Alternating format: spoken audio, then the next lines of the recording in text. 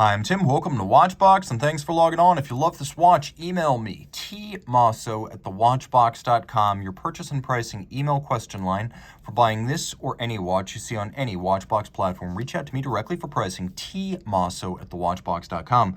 Today, we're discussing an A-series circa 1998 Panerai Luminor GMT. This is the PAM 29, the famed Tuxedo dial GMT. 44 millimeters in stainless steel in the Alessandro Bertarini case. It is 14.2 millimeters thick and from lug tip to lug tip 53.5 millimeters with a 24 millimeter spacing between the lugs. Throw it on my wrist, which is 16 centimeters in circumference, and you get a sense of the chunky, simplistic, unassuming appeal of these watches back in the late 90s.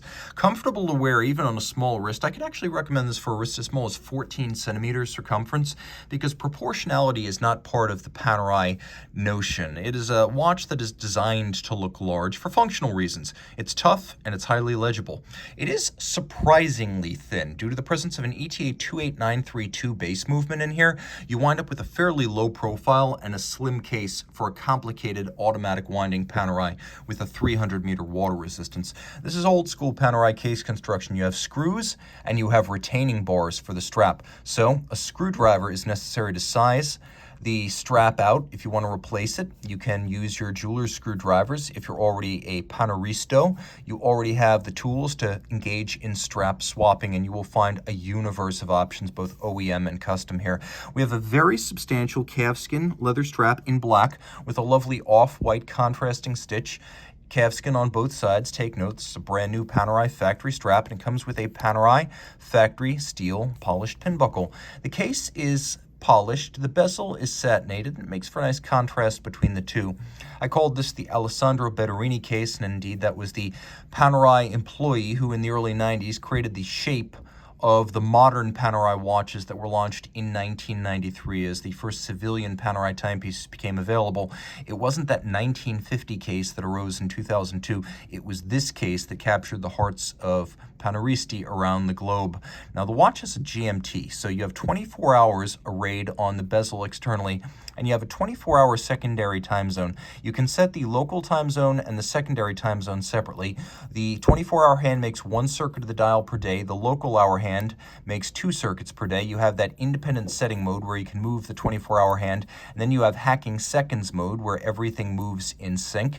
And unusually for a GMT watch, because this is based on a 2893, you get both a quick set system for the second time zone and a quick set system for the date. A lot of GMT style watches use the Rolex system where you move the local hour hand and that laboriously and slowly advances or retards the date. Here, you have a true quick set system in addition to the second time zone. Tuxedo dial, you can see why. It has a striation that runs from top to bottom. You can also see that it features little inserts of lume within hollows on the dial. You can see the watch definitely lives up to the reputation of Panerai timepieces, and it is abundantly lumed. All 4 hands, and take note, not only do they lume all 4 hands, but they actually lume the flanking profiles of the hour and minute hands. You can see how those are skeletonized, and like an old James Bond Seamaster, these skeletonized hands are fully loomed from center to tip. Now, underneath the case back, you can't see it, but we do have an ETA 28932 in chronometer spec, and it lets you know as much. This is an A-series watch, so 1998. It is 300 meters water resistant. The 2893 is a bidirectional automatic winder with a 42-hour power reserve. It has a quick set for the second time zone and the date.